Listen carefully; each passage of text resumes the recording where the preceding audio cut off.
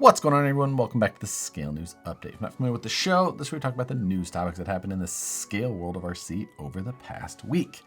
If you enjoy the Scale News Update regularly, hit the like button, and let's jump into this week's topics.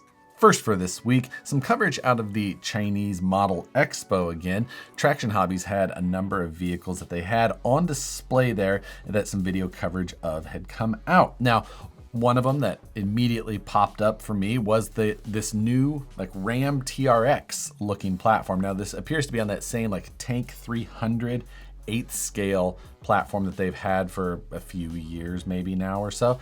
Independent front suspension, solid axle rear. It does look like this has an extended wheelbase, and with the body off, they do show some body off shots. It's got a cantilever rear suspension to facilitate the drop bed style that they've got on this body. The body does appear to be Lexan, although appears to be done very well. Detail is nice, the trim, all of that, it looks really well done. It does have a clipless body system that when the body is off, the clipless body system looks identical to the Traxxas style, where it comes through the fenders and you kind of just reach up there and unclip it. So the holes in the fenders, all of that looks identical to that same style of design.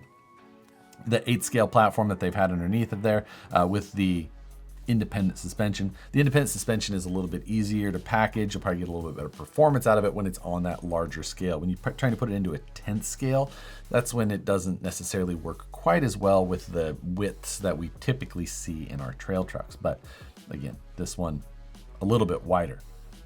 So not exactly sure what information or what other changes are available around this thing. Pretty basic coverage, and of course it's in Chinese, so I wasn't able to understand or see exactly what was being presented, but it did look good until we see more information that hits their website. Then towards the end of the video, they also show that large scale Porsche. It's like a rally style Porsche, and I love it.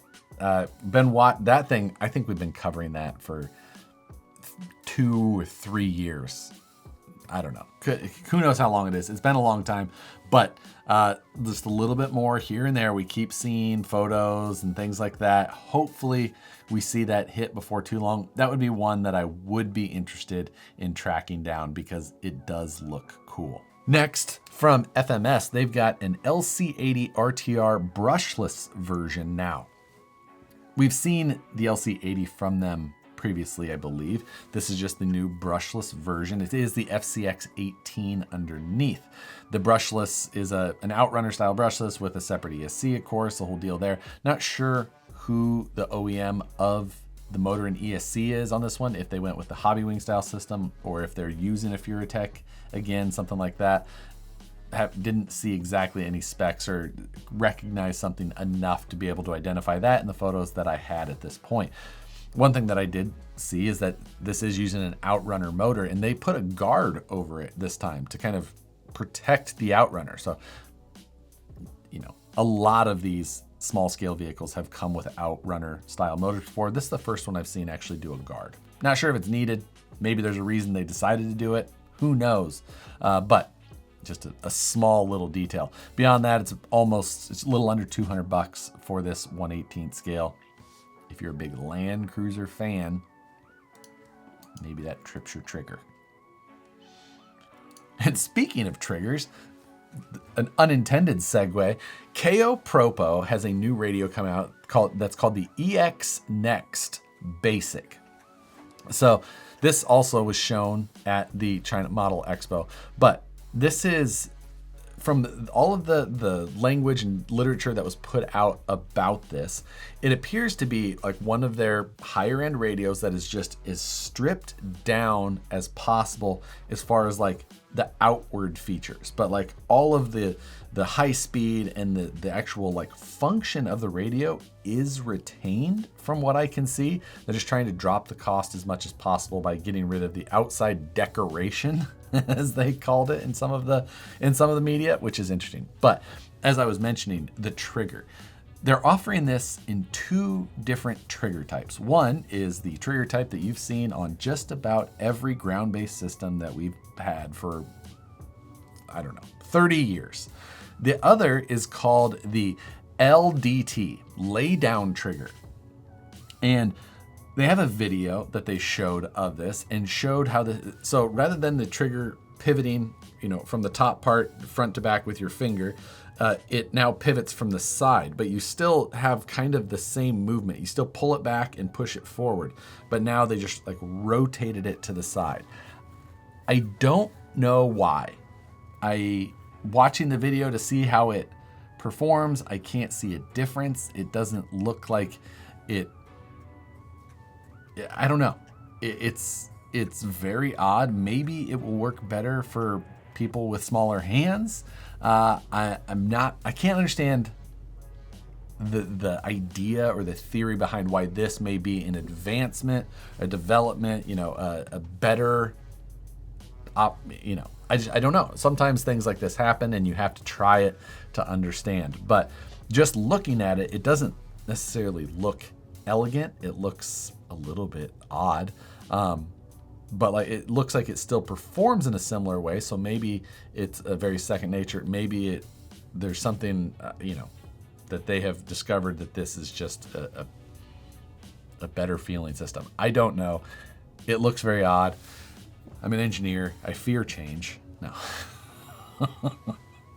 So, I don't know. Lay down trigger. That's one that I did not see somebody trying to change up. And speaking of things never changing, Associated released the RC10 Graphite. Another RC10. We talked about it last week as they were talking about double teaming and all that. And there it is. It is the RC10 Graphite. You could use the press release from however many years ago, and it's white plastic with a graphite chassis, what we call carbon fiber these days. I think. I don't think that there's any difference between what they're using in that versus what. So, yeah. I don't know how many they have left. I don't know how many RC10 versions there were that they haven't re-released. Maybe they'll just start back over. An RC10 historian could probably tell us how many more releases we have in the future before that has to happen. They are for sale now, or they're available for order now. I'm not sure exactly when they are shipping, but you can pre-order the RC10 Graphite at this moment. And I put a link to it down below, as well as links to all of the stories we just talked about and will talk about for the rest of this video. And thank you to YouMagine for sponsoring this month of the Scale News Update. YouMagine is an online repository for 3D files specifically for RC. So if you've got a 3D printer and you just want to make some cool stuff, there is some amazing collections on YouMagine that you can go peruse and find some awesome projects that you can go print. Now, some of these you can find 90+% 3D printable RC cars in case you just, you want to just print it all. Print as much as you can, buy as little as you have to. Those exist on there.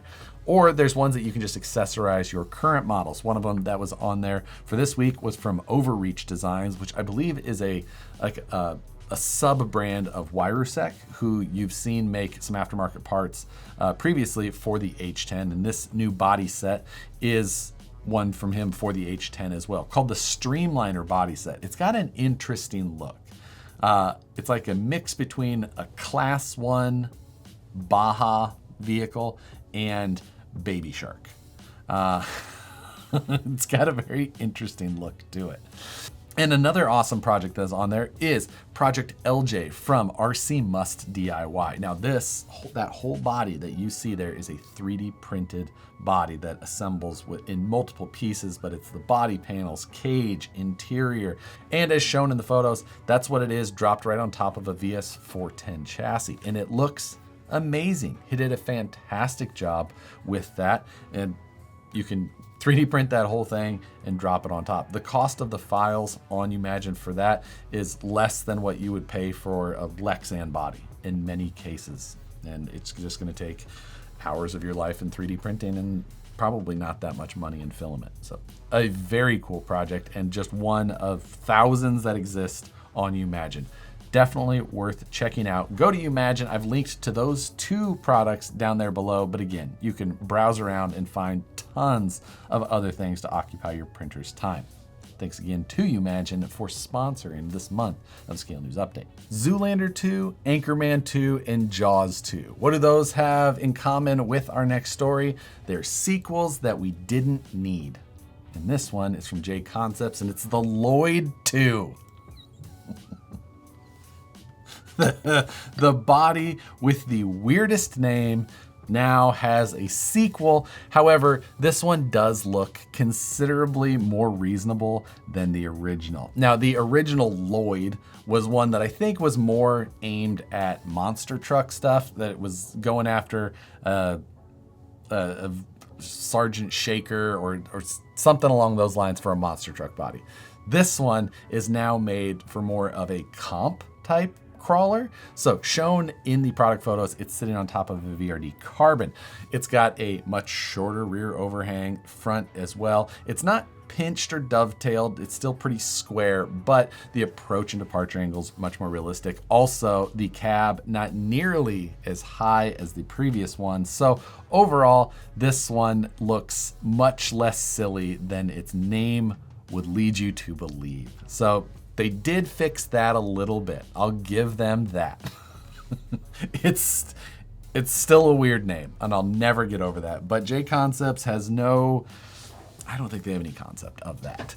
Also shown in the photos of the Lloyd 2, you can see some new wheels on there that I believe are some new beadlocks coming from JConcepts. They've done metal beadlocks before, and I think that we'll probably see some information on those coming before too long as well. But they also dropped a couple of new tires this week. This week, they're for the small scale. So they've dropped the Bossman 1.0 tires, 63 millimeter tire, scale type tread block design, standard JConcepts, compounds, things like that. Their compound works really well.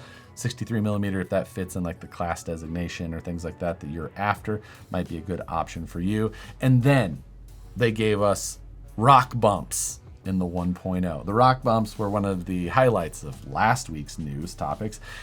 And I realized that these rock bumps are named after their race tire, which was called Goosebumps, which I see how they got there, but they weren't racing on geese before. So just changing goose to rock still doesn't make any sense. And I will stand by the fact that that's a terrible name, in my opinion. Just still call them Goosebumps. Whatever. It's so weird. 1.0, also 63 millimeters tall. And yeah, tiny little pin pattern to them. Probably worked pretty well. I like pin tires on the 124 scales. They've worked well for me where I've run my truck, so this probably works. I'll take 4 pairs.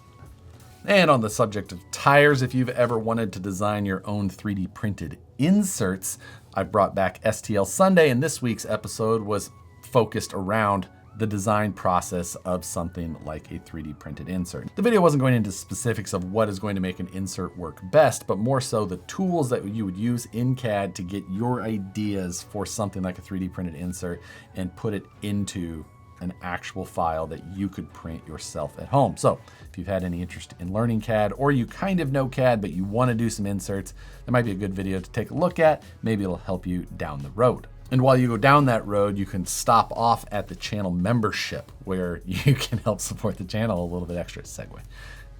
Help support the channel a little bit extra. You also have extra behind the scenes video. You get After News Delight, which is an extension of this show, where we go back over the topics for the week, discuss them in depth a little bit more, a little more candid at times, whatever it may be. It's a good time. If you're interested in any of that, again, there's a link down in the description below with all of the details on that. But regardless, thanks to all of you for watching the videos. And as always, 6 p.m. Pacific, 9 p.m. Eastern, every Wednesday, Matt from SBG and myself, Livestream Takeover, where we discuss what's going on in the RC industry, mainly, sometimes, and other fun things. Come join us.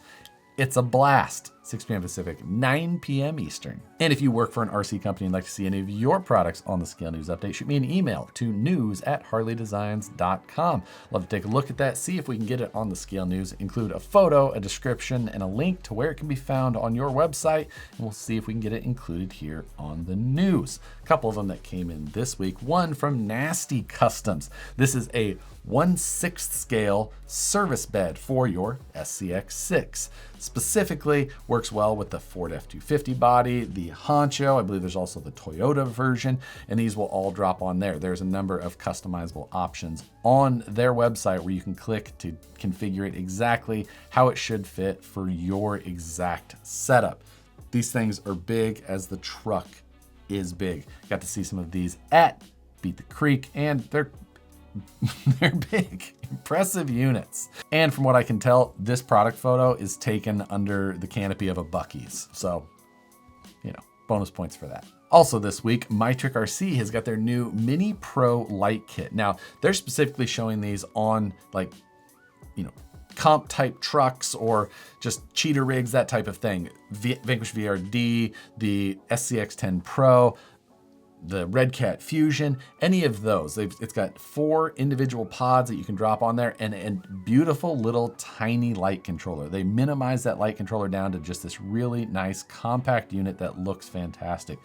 MyTrickRC always has really professional looking controllers. They do a really good job at that. It's kind of they take things to a little bit of a next level on that side. This little controller is made to work with the lights that are provided, but it also has some additional ports where you could add even more lights if that was something you're after. These are on their website now, super affordable. And again, the quality of their products, really, really nice for this type of thing. So go check those out. Then some of you may remember the Kyosho Hangon Racers. These were their 8 scale electric motorcycle kits where the actual rider that was on there would lean with the steering input. There was a servo setup that came up through the seat and it made the rider lean from one side to the other. They were a very cool model. I had built one many years ago, and Kyosho has decided to re-release this. Specifically, this is the Suzuki RGV version, which looks fantastic, and these are, again, super cool. Now, RC motorcycles have always been very difficult to drive, and that was what I had found with this one when I had it, however long, 15 plus years ago at this point. Nothing, the low C had made it so much easier these days with the technology that they developed for that. So this one is not going to be as easy to drive as your Pro Moto. But if you just want a unique RC and its own kind of crazy style and features that Kyosho's put in there, it was a fun build. However long ago I remember building it, and detailed super well. And next, on a somber note, many of you may have known of the company Wordy Made. Wordy Made was run by a gentleman named Matthew Henry, and unfortunately, Matthew passed away last week. He was Wordy Made in every way. Wasn't as active with the RC side of things over the last handful of years, but a name that many people knew from his involvement in a number of areas and products that he offered that were available through many places. He was from the Reno area, not far from here. We had been to many events at the same time. I had good conversations with him over the years. He wasn't a close personal friend, but somebody that I did know. And it always sucks to lose somebody who contributed positively to the RC community. It's always sad to hear of these situations, but just wanted to put out some positive thoughts and remind everybody that all of the positive things that he put into the RC market, and those things still remain. And while we ended the news on a somber topic, hopefully you can all take a little bit of that and put some positive out into the world today. But let's still end it with a question to help keep all of our thoughts on a high. And we talked about that funky KO Propo weird trigger thing today. Can you remember any other funky inputs into the RC world that just you found to be interesting or weird, kind of quirky? Put whatever you think was weird in RC down in the comments below. But as always, I appreciate you guys for watching. Thanks as always. If you liked the video, hit the like button, subscribe if you're not already, channel membership, notification bell, all that stuff. Much appreciated. As always, thanks again for watching. We'll see you on the next one.